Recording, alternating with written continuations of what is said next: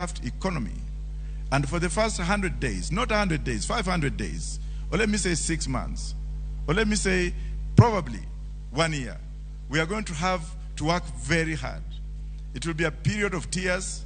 It will be a period of not ululation, not harmony, but a period of disaster.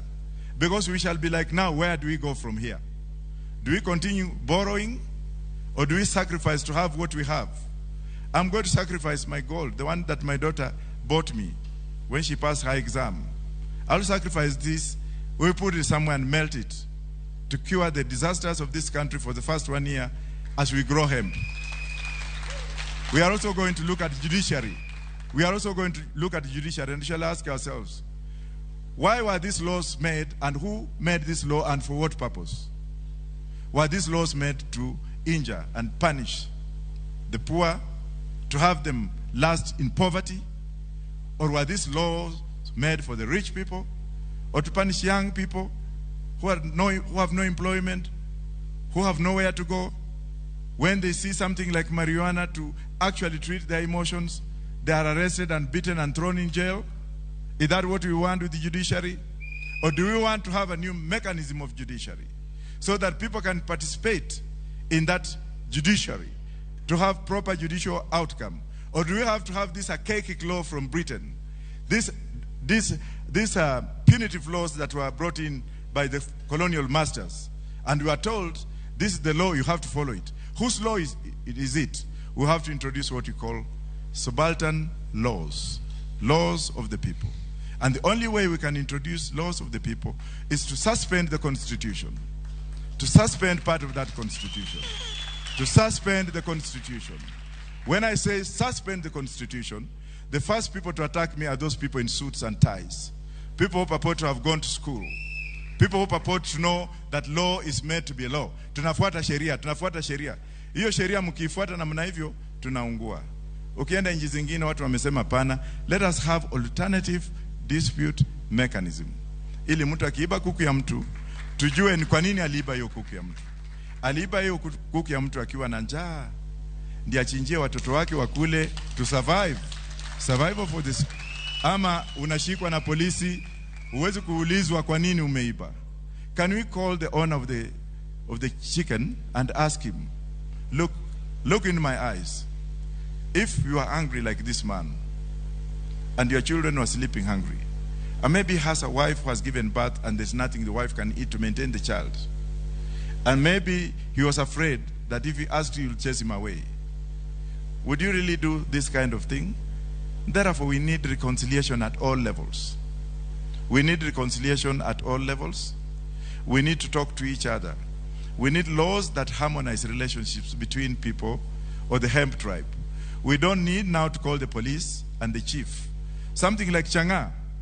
A child came to my home recently, a little boy, and he said, Dad, I want you to listen to me. Then I said, what is it? He said, I've passed my exam. My mom brews Changa. I can't go to school because the Changa that was brewed yesterday to be taken to Marach Estate in Busia, the chief came and threw it away. Therefore, I have no money to go to school. What would you do to such a kind of a child? Ladies and gentlemen, what will you do to such kind of child? What will you do to that chief who comes to pour that drink to deny this boy or this girl a chance? Answer me. Answer me. What will you do if you go home and you find that something very petty has led to someone being arrested and denied his life? What I did is I said, son, I'll take you to school.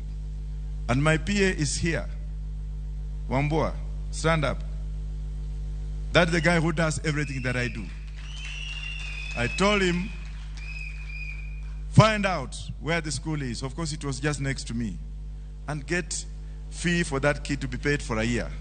On top of that, we also gave a stipend. And as I speak, there is also a young Maasai man in this room. Where's Nchoko?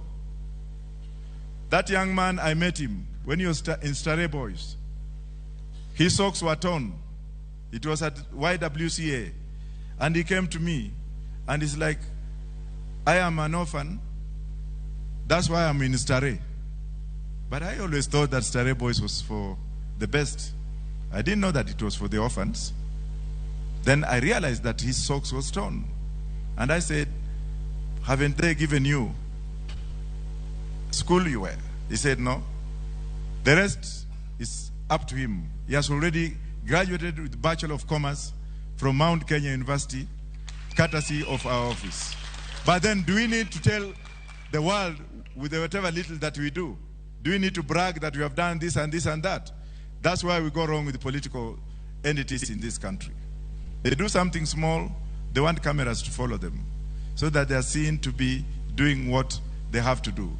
Now, before I continue, let's now look at that, our manifesto. I will start by saying, number one, I don't know whether you can hear me. If you have access, or if your eyes have access to the shutters on the ground, on the top of the room, our manifesto number one says we shall legalize weed. But I would like Dr. Guada to come and stand near me, because that man is a blueprint of information that this country has refused to follow. This man has of recent advised a president in the neighboring country to start marijuana, and he has started it, though I will not name the president. Professor, if I go wrong, just pardon me and take over. But because of time, I'll go very fast. Number one, 1 acre of bangi can earn you $78,000 or 8 million per harvest. Per harvest. A harvest takes only 6 months. Now, if you have to harvest, that is 16 months, you earn 16 million. Of course, it will come with the tax implications, so that you can raise money and revenue for the government to continue with what it ought to do. The whole of Nyeri county is 583,000 acres. This means that if we grew bank in Nyeri County, Nyeri residents will earn 45 billion US dollars or 4.6 trillion per harvest.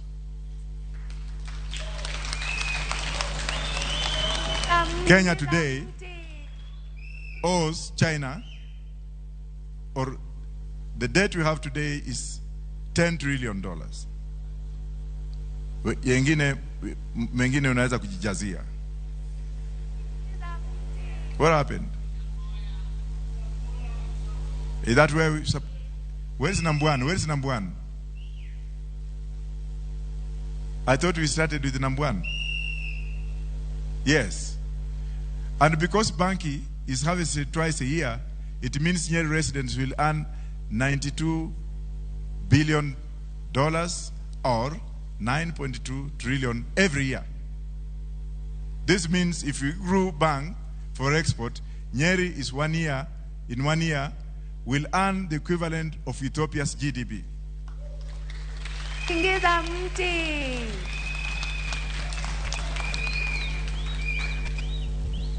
If we grew bang in Nyeri alone, as you see, each Kenyan could get a dividend check. In Nyeri, each Kenyan would get a dividend check of 200,000 Kenya shillings every year from the sale of bangi. That's Nyeri only. That means that we shall be very happy with that amount just from one county. Semeni haleluya. Kila mtu atakuwa nafanya nini? Ana pesa yake. Utakuwa na bodaboda ya nini?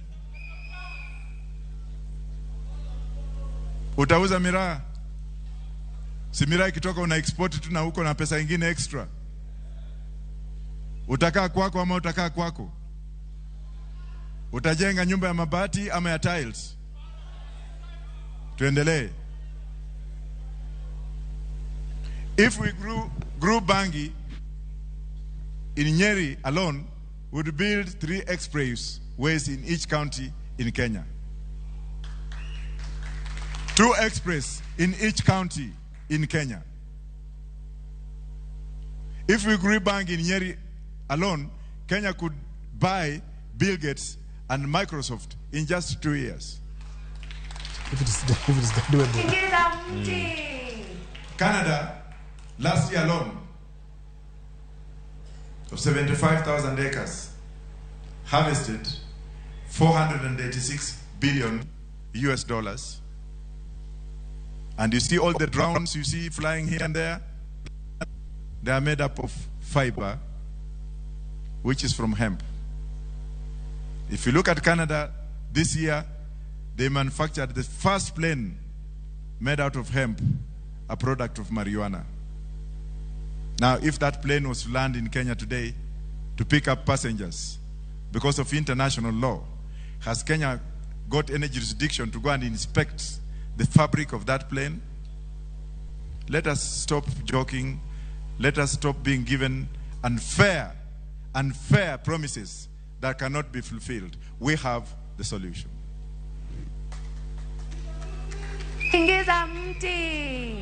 And please let me finish. You know, I went to school slowly. I was not meant to. There was a point that was down there. But let's continue. Yes. If we grew bank in Nyeri alone, Kenya will have 10% of IMF total cash reserves. In short, we'll never have to borrow a single coin in future. And Kenya will become the richest country in the world. Mount Kenya was made wealthy by 2 cash crops, coffee and tea. In fact, Kikuyus got their economic head start in 1923 when they were allowed to grow coffee and tea. Before 1923, it was illegal for any indigenous Kenyan to grow both crops. Banki is our next cash crop. It grows widely in Mount Kenya. Question is, if we required the permission of Muzungus, who have now legalized bangi, why should we legalize?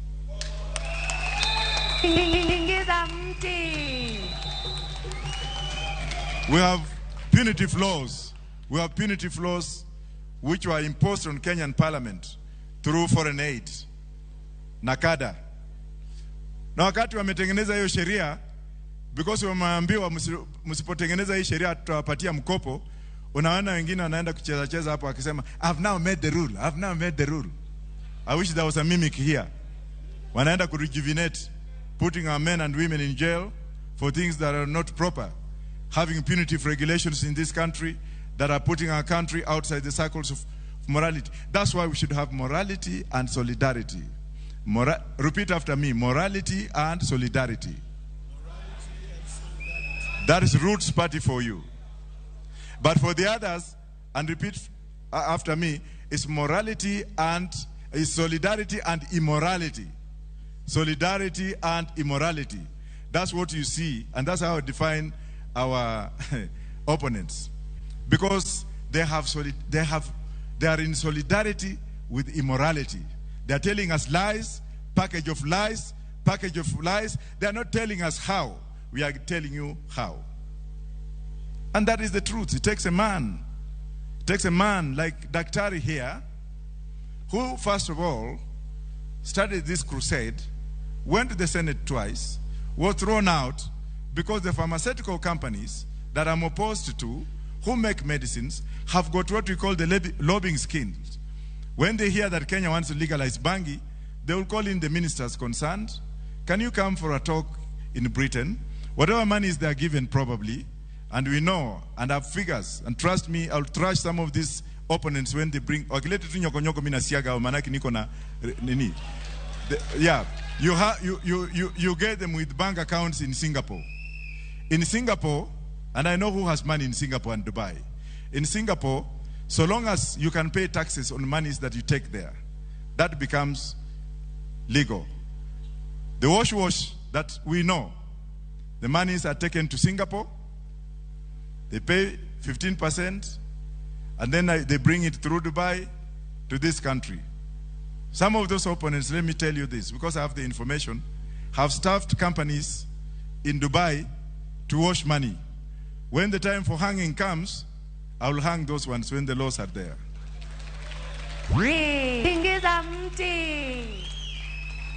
Tunataka kila mtu atuambie, including myself, ni pesa ngapi uko nayo? Hizi nyumba unaishi ulitoa wapi? Hii magari uko nayo umetoa wapi? Hii watoto wako kila wakati wakiwa wagonjwa naenda ngambo unapelekanga namna gani? Hii uongo unatudanganya kila siku unatudanganya kwa nini? It's up to you guys to ask. It's my humble opportunity to exercise. It's my humble opportunity to exercise your right to vote. To guard that vote, as Mr. Kanye has said. Mr. Kanye that you saw there is a world scientist. He has worked for NASA in the US. He's a statistician. Very humble man. And probably that's why Justina chose him. Because if you look at Justina, umeona kama amechoka kwa uso. Umeona kama amechapa. So huyo mnaweza kumwamini na wasichana wenu. That's why alichukua kwa kamjamaa. Nafikiria hiyo ni mambo tutaongea baadaye. Number 2, snakes. Snakes. The Bible says that a snake, which they call a serpent, was a very brave animal. Inaendelea kusema kwamba hiyo ndio ilidanganya Adam, Eve. Na hiyo ni story zao, hataki kwenda in between because kuna semekana kwamba kulikuwa na matunda ilikuliwa huko. Na watu wengine wakakasirika ndio kwa maana watu wakaanza kujiona uti. Like the kind of snake I'm talking about ni ile snake yenyewe, original. Hata mimi nikiwaonyesha hivi journalists, hii yote ni majeraha ya python when I was a young boy. How it really squeezed me to swallow me. To swallow me when I was young. Thank God I'm still alive. So I know the dangers of the snake. But the good part of it, the good part of that snake I'm talking about, is that it's carrying something in it. It is carrying something in it that is very productive, that will give us $1 billion US per year. Na mimi nataka watu wachanuke tafadhali. Tumezoea ile lugha ambayo tunafundishwa kila siku for the last 50 years. Tukiambiwa kitu kama hiyo wengine wanakimbia, na wale bloggers wa ule mwingine. Wale bloggers wa ule mwingine ambao mmechukua jina yangu kuongea on my behalf. Endeleeni tu, lakini your lies will soon be disapproved on the 9th when I take over as the president of this country. Tingiza mti. Wengine wanajiita Professor Wajackoyah kwa Facebook. Ile kizungu wanaandika haki ya Mungu kisoma unajijazia. We will rear snakes. Can I come back to my snakes, please? Allow me to go the way I am. I'm a professor of law. We will rear snakes. If we did snake farming, each venomous snake farmer will earn an average of $6,000 or $600,000 per vial antivenom. Kadogo tu hivi na nyonga kidogo kanatoka chui kanaingia kwa chupa. Ako peke yake is 600 Kenya shillings unaweka kwa mfuko. Unaiwacha inaendelea. Alafu inasemekana hapo kwamba, for example, a cobra farmer will make $6,300 from a vial of cobra antivenom. If you harvest black mamba antivenom, a Kenyan farmer will take $5,300 per vial. Supposing you have 3 snakes. Nyoka tatu tu. Na mtaonyeshwa kuvuga. Mtaonyeshwa how to keep them. You will be shown because the government will give you money from ganja to put a proper infrastructure. Tingiza mti. Here you are a ganja farmer. Na unaweka uchimani ya nyoka kule kwa ganja ndio mtu asije kukuibia usiku. Alafu una harvest both sides. Will you not be happy? Will you not be happy? Therefore, ladies and gentlemen, I'm telling you that we have wealth. We have wealth in our country. We don't need to depend on these people anymore. You heard the Rastafarians saying here. They said something about Patricia Lumumba. They talked about Haile Selassie. They talked about freedom of emancipation from slavery. When we look around ourselves and we ask ourselves questions, for how long are we going to be dictated upon? For how long are we going to be unemployed? For how long are we going to be told lies? Kazi kwa vijana, alafu napewa wheelbarrow na kijiko. So mmepewa hiyo. Alafu naambiwa at bottom up ikienda juu na wheelbarrow. Na wewe umesoma kizungu, Wewe umesoma kwa university, unaenda nyumbani, unaambiwa ati sisi tutakupanga, ati kina boda boda, kina mama. There will be no mama mboga in our government. Kila mtu atakuwa ni enough. There will be no wheelbarrows in our government. Kila mtu alikuwa enough. There will be no hypocrisy in our government. Kila mtu atakuwa enough. There will be no lies. There will be no lies in our government. Kila mtu atakuwa na yake. There will be no theft in our government. Kila mtu atakuwa na pesa yake. Ukienda Greater Somalia, which hived itself from Somaliland, or let me say Somaliland Republic, kulikuwa na mambo mengi ya shifter na gorilla na nini, lakini saa hizi ukienda huko, you can leave your money safe. You don't need to have a bank outside na unalala kwako. Lakini hapa mtu anakuibia, alafu anakuja kukuambia wheelbarrow. Mwingine anatoka huko, anakuambia I'll give you 6,000. What can 6,000 do to you? Surely. What can 6,000 do? I'll give you 6,000. Nawe mwenyewe tuambie ile pesa uko nayo ulitoa wapi? Wewe tuambie kila siku your family ndio wanaenda bunge wanakuwa hii na come on Kenyans, wake up. My brother is here. He's not even a member of the Roots Party. Where is he? Hey, can you stand up? Yeah. That's my brother, anaitwa Muzito Warumba kwa small radio station kule Bungoma. Lakini yeye namtreat tu kama nyinyi. Hakuna special treatment hapa. Alikuwa anataka kusimama kura, just sit down. Nikamwambia it's your democratic right but not on my party. Because ukijaza mama yako, brother yako, nyanya yako, auntie yako, mnaenda bunge kufanya nini? Why can't you give other people an opportunity? Why can't you give a Rastaman an opportunity as a nominated member of parliament? Why can't you give people who are down there opportunity to be who they are? Why must you be the one having everything? Ukiendesha gari ukienda mahali karibu na mtu mwingine ukiona nyumba to Otno en Marnga, yani hiyo nyumba ni ya nani? Unataka kujua mwenye hiyo nyumba kama amekuletea pesa. Justina is a very strict person here, and my Secretary General Adam also just stand around here to be seen. Watu hawana mchezo. When it comes to nomination, ukija na meno ya paka watakwambia get out of this place. Thank you, Justina. Sisi nomination yetu ilikuwa kali sana. We did not want hooliganism.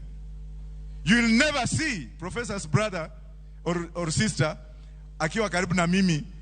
Brokers, that's what I'm talking about. There's no brokerage. All of you are my brothers and sisters. That's why I'm here. Mchina, nitakuja kwa Mchina baadaye. We will export dog meat. Wengine wameanza kusema to ati wengine, there's nothing wrong kulala na umbwa yako. There's nothing wrong kutembea na umbwa yako. Dogs are medicine to us also. They are healing. But then we have got excess market of dogs in Lubao market in Kakamega. Where we have so many poor people. Where I come from, we have so many dogs. The dogs that were in Madare North, Wachina walikula wakamaliza. Unasikia tu kadogi kamefanywa kitu kamewekwa dawa kamepotea. But we shall export dog meat to China. We shall export hyena meat in China. Because fisi, hatuhitaji fisi katika Kenya hii. Mchina anakulanga fisi. Na tukichukua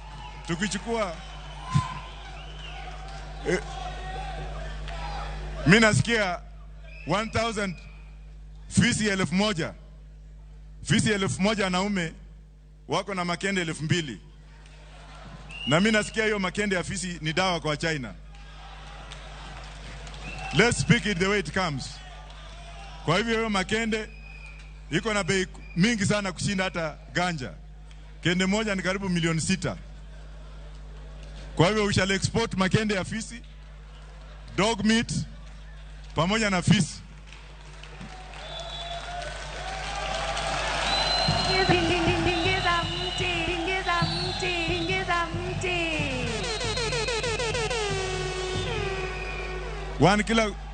One kilogram of dog meat costs 6 times more than the price of a kilogram of goat meat.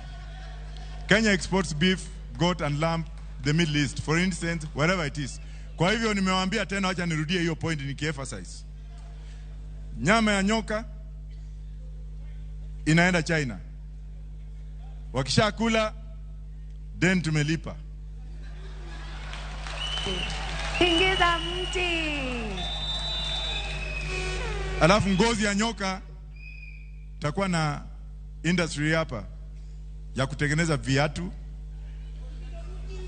na kutengeneza kila kitu.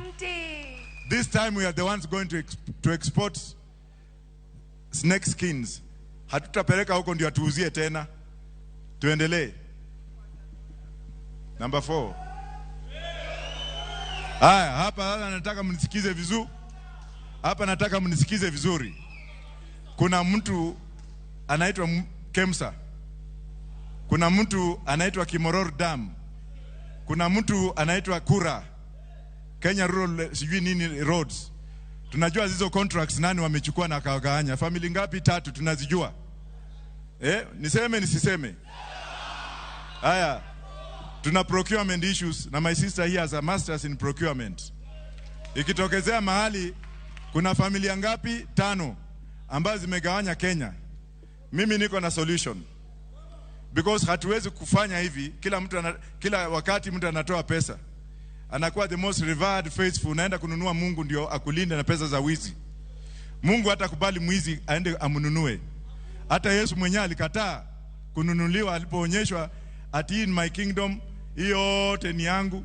Hii mikate iko hapa, kuna tudemu hapa, namna hii na namna ile, inama chini unipigie magoti.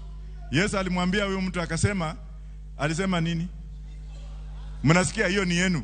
Kwa hivyo hapa kumekuwa na watu they just take no discipline in our society, especially in those who are in social fabric, who are bound to bring social relationships within people. If you see somebody who is meant to cure you emotionally, psychologically, and bring you back to fold, taking stolen money without asking the source of that revenue, taking stolen money, buying himself a can and enriching himself. The same way somebody tried to bring 200 million to me. Ati nichukue hiyo pesa ndio niende ni campaign kwa opponent yake, ndio opponent yake aanguke. Imagine what would have happened to all of you who believe in us.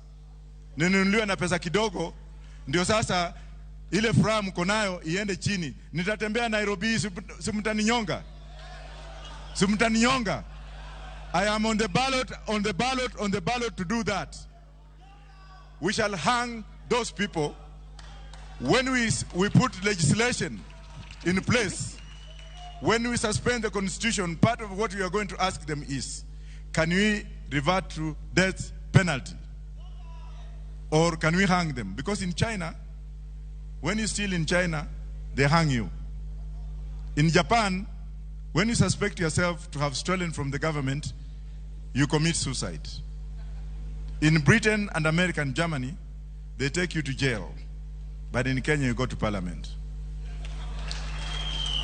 That is why you see a lot of punitive laws from Nakada, punitive laws and proclamation from those who believe that they are near a God, telling you, munapotezwa na huyo.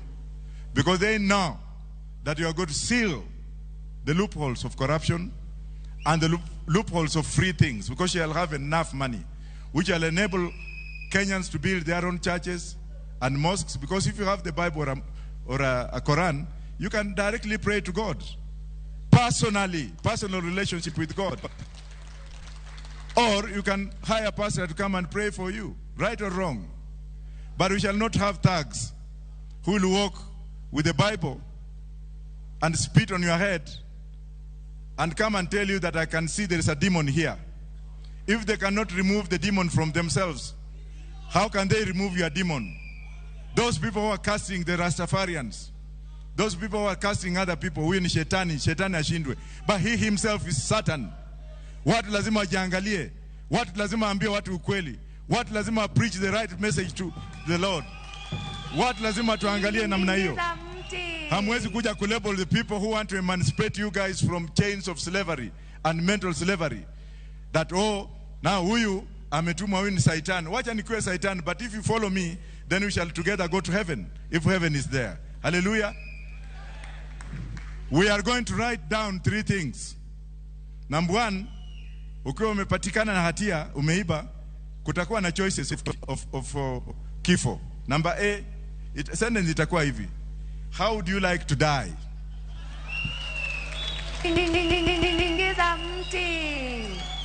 Number A, lethal injection.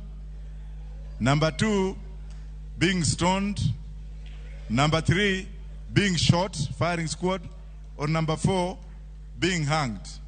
I love there will be a caveat there that if you choose number 4, being hanged, then utatengenezewa ugali na chapati na kuku, ndio ukienda kufa uwe umeshi. Kwa hivyo we are going to have hemp. We are going to have a rope made out of hemp. Ile ikikamata mara moja unakufa saa hiyo. Kweli rongo? If we kill about 14 of them, wengine wata. That's what has happened in China. Huko wezi kuiba. 2 weeks ago they hanged 2 mayors because of corruption. Lakini ile napenda sana ni ile ya Afghanistan. If you are a politician and you have stolen, your hanging method is different from a civil servant. Ukiwa politician, unawekwa sigara kwa mdomo hapa. Kwanza unavalishwa suti na tai, alafu wanafufunua hivi. Wanaweka kamba hapo, wanaweka huko juu. Majuu kabisa. Alafu wakishaweka hivyo, wanakuhakishia sigara, wanakuambia vuta kwanza ukisema mashetani yako. Then they hang you to forget about you for life so that people don't come and steal from us again. Nyonga mwizi. Nyonga mwizi. Nyonga hao. Nyonga hao. Amen. Aka kachuma kutoka Mombasa mpaka Naivasha. Ako kachuma na kaweka ndani ya meli. Nachukua tu Chinese tunaweka kwa hiyo meli na magunia 500 ya bangi. Tunaambia nendeni kwenu. Why am I speaking like this? China is rotten. Wherever the Chinese go, there is a problem. Can I say it? Niseme nisiseme. When they went to Sri Lanka, they took the port of Sri Lanka as collateral. Sri Lanka now is bankrupt. The embassy cannot even afford to pay. It is rent. Civil servant cannot be paid because China has taken their port as collateral. When they went to Mozambique, they took Beira as collateral. The port of Beira, gone. When they went to Zambia, they took Lusaka International Airport, gone. When they went to Uganda, they have taken Entebbe. Entebbe International Airport is under siege. But Museveni has done one thing, and Dr. Gott is here, who has worked for Museveni for years. I am sure, if you didn't advise him, I don't know. Museveni saw that Ugandans were going to lynch him, and you know what he did? He called in the Israelis, and he gave them 150,000 acres to grow wheat. Kusema, fanyeni haraka, nilipe hawa watu Entebbe isiende. Museveni has legalized weed as a result of the Chinese mismanagement of African economy and neocolonialism. And what the Chinese are doing in this country is very pathetic. We don't know whether they have taken Lamu, whether they have taken Mombasa, and whether they have taken where? Naivasha, Kisumu. I'm told they have taken it, if you read today's newspaper. If it is true that they have taken those 3 ports, and then when it comes to our graduate engineers, civil engineers, who are supposed to do their job properly, hao ndio wanafanya kazi ya mkono. Mchina anakaa pale, ile Mchina ambaye alikuwa amehukumiwa anakuja hapa kufanya kazi kama kafiri. Yeye anakaa hapo, kanakaa hivi, tunakaanga hivi na tule tumachotoa tudogo. Wanachunga wa Kenya. That's why our roads have become accident zones. Our roads in Kenya zile